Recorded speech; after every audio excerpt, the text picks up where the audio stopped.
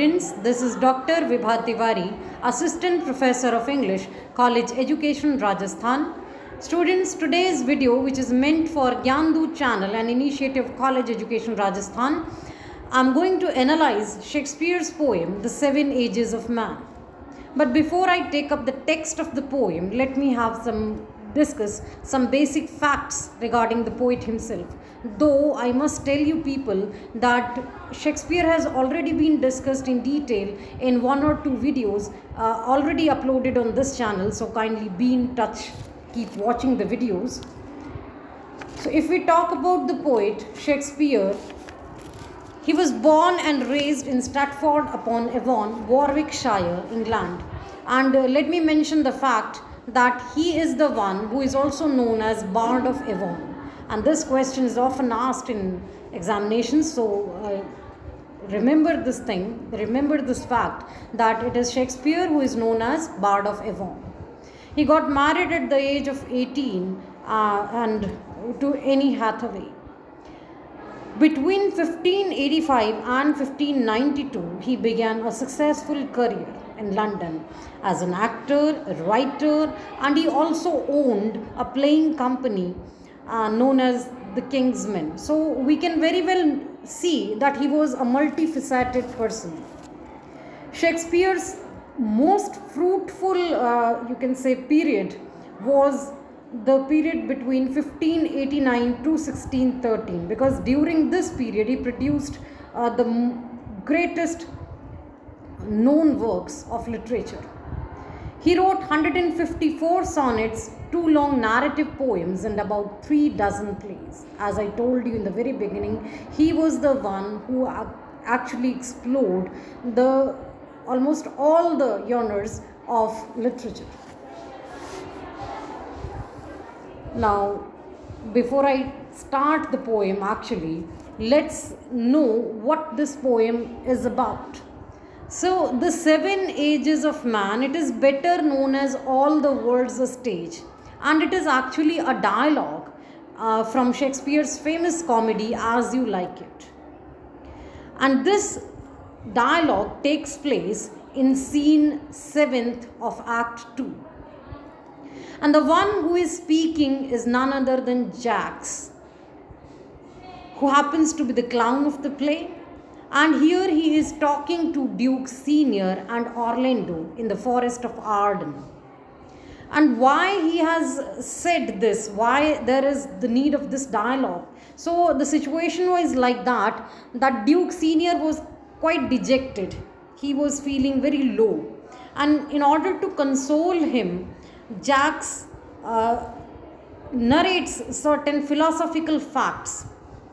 And he also, by way of this dialogue, he actually also, Shakespeare wants to tell the audience that unhappiness is also a part of life. And every human being has to go through different stages in one's life. So that's why this dialogue is very philosophical. And this is the reply. This dialogue is actually the reply which Jax gives to Duke Senior. And this extract is also regarded as the character's comment on the futility of life. See, somehow he is simply, by way of these philosophical lines, he simply wants to lift the spirit, lift the mood of Duke Senior, and also he's acting as a mouthpiece through which Shakespeare is giving vent to his philosophy of life, and he is just making the audience aware of this fact that one should not worry about what's happening. One should not feel low about what's happening in one's life, because that is the part of life. Everybody has to face lows and highs in one's life. And also, one has to go through from infancy to death. One has to cross the different stages of life. So there is nothing new. Whosoever has taken birth in this world has to undergo the same aging process. So we can very well see that a kind of philosophical note is there in these lines in this dialogue. So, if we talk about the theme of the poem, in the very beginning of the poem, the poet has, or rather, the character has compared the world to a stage. See, at the back of the mind of Shakespeare, there was always a theatre person, because I told you in the very beginning, he himself acted in his plays. So he was a good actor. So that actor always remained inside his soul and heart.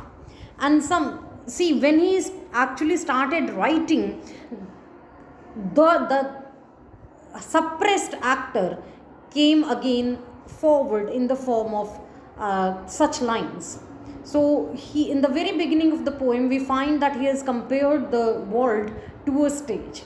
So he says the world is but a global stage, and all men and women presented here are mere puppets in the hands of destiny. We all are puppets, and He's the one, the Lord, the God. He's the one who is making us do the things. We feel that we are doing these, it's our achievement, or if we get failure, we get dejected. The character Jax, wants to tell us that there is nothing which you are doing. It is all the doing of God.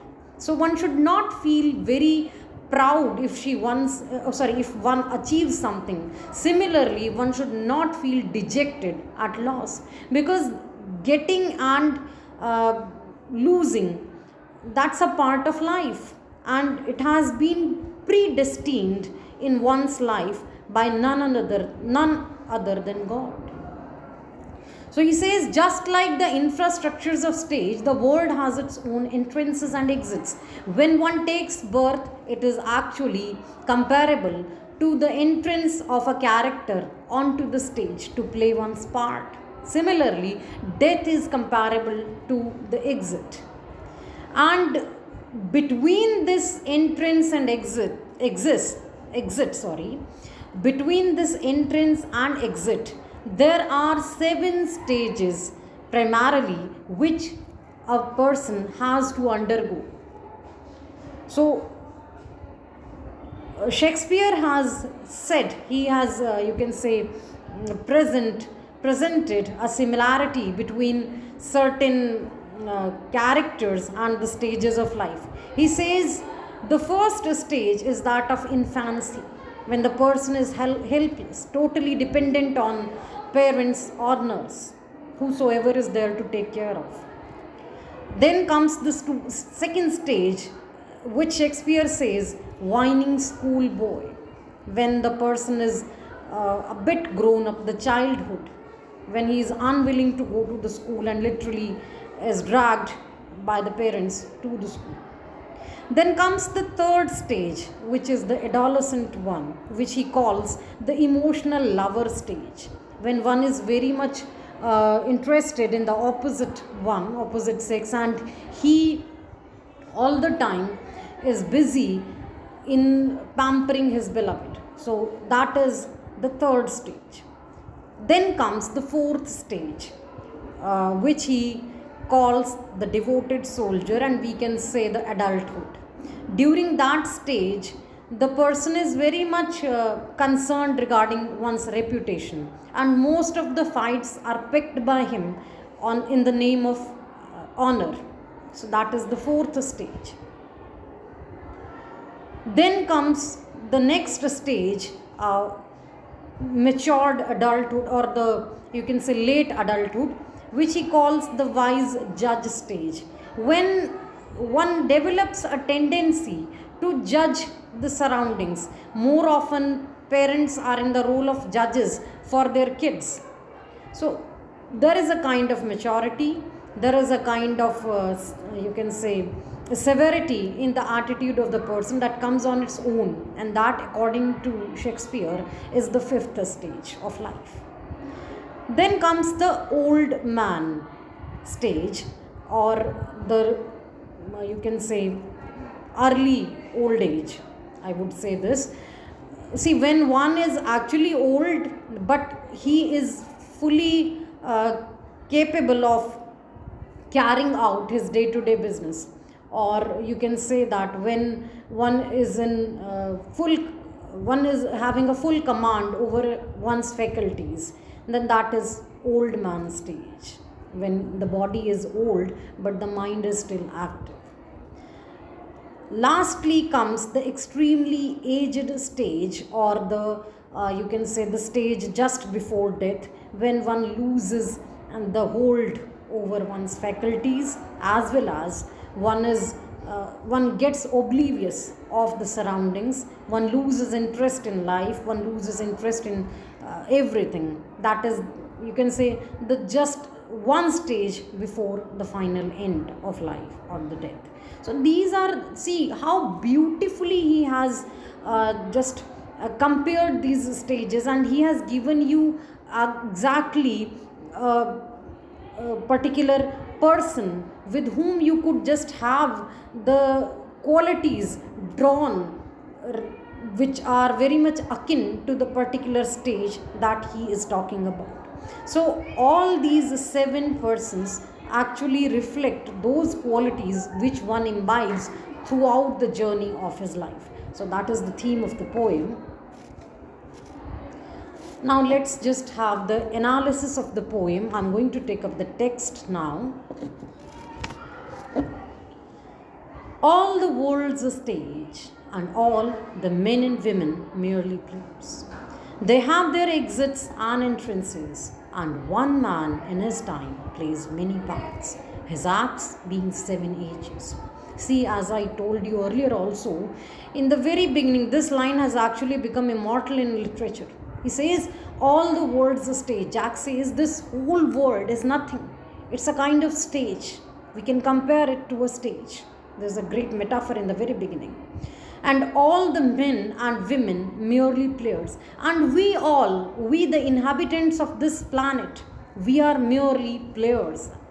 As I was discussing the theme, I had told you that we are merely puppets, and it's God who is making us do the things. So just as in a play the characters play their part, they have been assigned a particular role and they try to fit into that. Similarly, we all unknowingly, we don't know exactly that whatever we are doing is we are being made to do. We are not aware of this fact, but the reality is that this whole world is comparable to a stage, and we men and women, we human beings, are only players, are only actors in this great drama of humanity.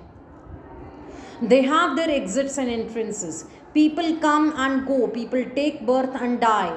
So that is the entrance and exit. One who takes birth actually enters the play, and then comes the role, whatever role has been assigned to him by God, he simply plays that, and then exits, then dies. So between this entrance and exit, there are certain stages of life, there are certain roles which one plays. Everybody plays those roles, and one man in his time plays many parts, and every person, every individual in one's life plays many parts, many kind of roles. See, at every instant, suppose if I talk about my own self, I'm the daughter of someone, I'm wife to someone, I'm when I'm teaching, I'm teacher, I'm mother to my kids. So every single individual in his or her capacity plays different roles, and these are the certain stages of life. His acts being 7 ages, and the poet has very beautifully just tried to compare these particular roles by dividing them into 7 ages or 7 stages of life.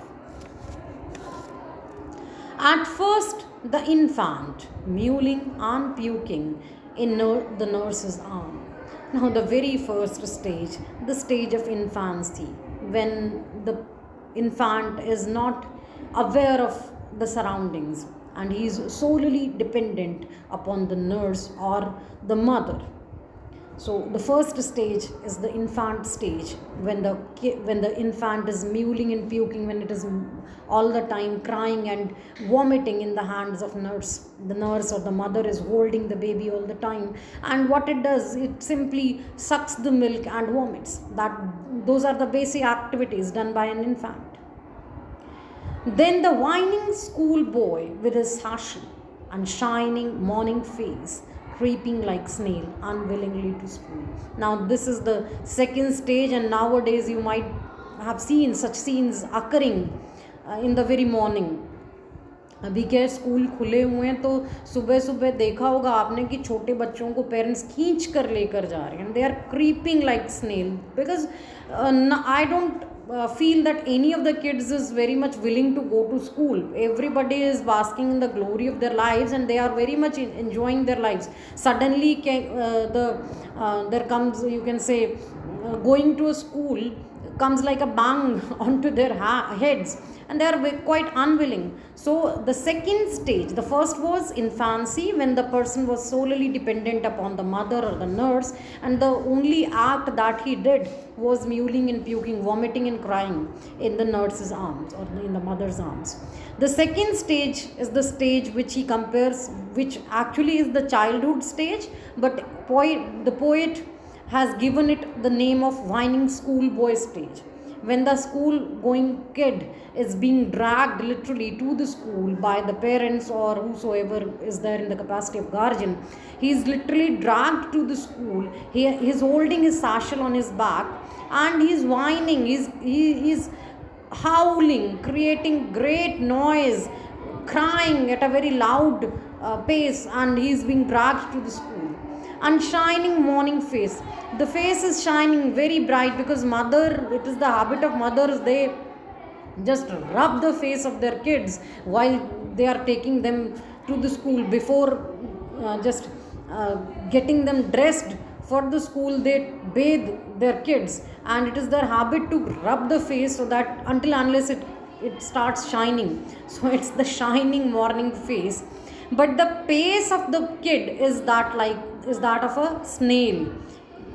See, he's not willing to go to the school, so literally he'll be pulled towards the school and he'll drag his feet. So in the morning the face is shining, because that is the hard work of the mother, and he moves on a very slow pace towards the school, because he is quite unwilling to go. So these are the two stages. The first one is infancy, यानी बिल्कुल छोटा बच्चा, जब भी उसको कुछ नहीं पता दुनिया का, he is totally unaware of the surroundings, and पूरी तरह से डिपेंडेंट है जो भी उनके देखभाल के लिए, वो नर्स भी हो सकती है, मदर भी हो सकती है, कोई भी guardian. And what does he do all the time? वो रोता रहता है और वॉमिट करता रहता है, ये उसके मेन काम है. बिल्कुल छोटा बच्चा, इन्फेंट. सेकेंड स्टेज पोइट के हिसाब से स्कूल बॉय स्टेज है, जब बच्चा जाना नहीं चाहता है स्कूल, लेकिन उसको घसीट कर लेकर जाते हैं और उसका चेहरा चमक रहा होता है, क्योंकि मदर्स की आदत होती है उसको खूब रगड़ रगड़ के नहलाती हैं, पर बच्चा बिल्कुल स्नेल की तरह रेंगता हुआ चलता है, बहुत धीरे धीरे. उसके कंधे पे स्कूल बैग रहता है और वो बहुत अनविलिंग है स्कूल जाने के लिए, उसका बिल्कुल मूड नहीं है. बट मदर की भी पूरी वो है. अब मैंने आपके लिए इसीलिए एक लगाई हुई है, आप देखें राइट साइड पे एक फ़ोटो है, which is very much you can say, you can correlate with the glimpses you might be having in the very morning nowadays. आजकल स्कूल खुल रहे हैं और बच्चों का अभी एडमिशन लगा है कोरोना के बाद, तो ये वाला सीन मोस्ट ऑफन आपको सुबह सुबह दिख जाएगा आजकल. So these were the two stages of life, the infancy and the schoolboy stage. Now we are coming towards the third stage.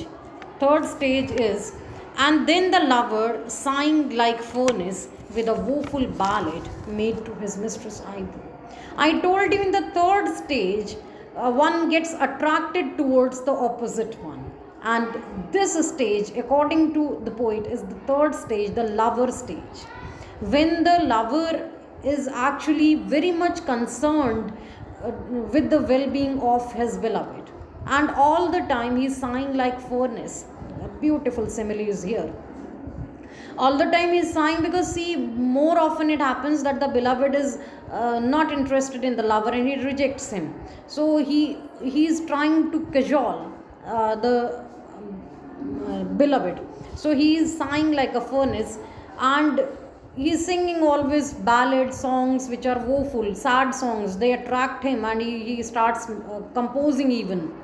Made to his mistress eyebrows, and whatever creativity he has at that time, that is fully devoted to his beloved.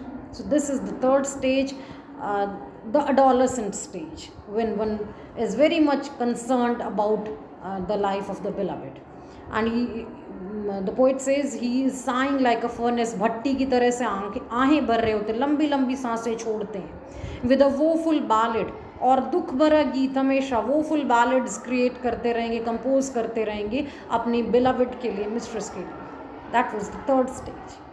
Then a soldier full of strange oaths and bearded like the pard. Then comes the fourth stage of life, which according to the poet is the stage of a soldier. When one is all the time swearing, one develops the habit of swearing because one is very much concerned about one's reputation. And bearded like the pard, one gets particular about one's dressing sense, one's you can say makeup and everything. So bearded like the pard, jealous in honor. His beard is just like that of a leopard. That means he's very much particular regarding his mustache and beard, and he's very much jealous in honor. I told you, all the time he's ready to quarrel in the name of honor, because all the time he feels jealous, envious because of his honor. Sudden and quick in quarrel, all the time ready to fight for no reason. Seeking the bubble reputation even in the cannon's mouth, and he is always seeking to save his honor, which according to poet is just like a bubble. He has used the word bubble reputation. It is so easy to lose, just like a bubble, it vanishes, whoop, and it goes. Similarly, the reputation, which is so fragile a thing, he holds to it and he is ready to fight for it, even in the cannon's mouth, even when he is suffering the greatest disaster of life, the greatest challenge of life. Even at that time, instead of saving himself, he is just ready to fight in the name of honor. यानी fourth stage में आदमी soldier की तरह से behave करता है, the early adulthood stage, जब वो ऑनर के नाम पे लड़ाई करने के लिए तैयार रहता है पूरे टाइम, और हर वक्त स्वेयर करता रहता है, कसमें खाता रहता है, अपनी ड्रेसिंग को लेकर पर्टिकुलर हो जाते हैं, मेकअप को लेकर पर्टिकुलर हो जाते हैं, थोड़ी मुस्टैश और बियर्ड को तराशा जाता है, and he is always ready to fight in the name of honour. और पोइट ने कहा कि जो रेपुटेशन बुलबुले जैसी है, जिसकी हस्ती मतलब तुरंत ख़त्म हो जाती है, उस चीज़ के लिए भी वो कैनन्स माउथ, तोप के मुंह तक लड़ता है. यानी कि जबकि ग्रेटेस्ट डिज़ास्टर सामने खड़ा, उस वक्त भी वो अपने ऑनर के लिए लड़ने को तैयार रहता है.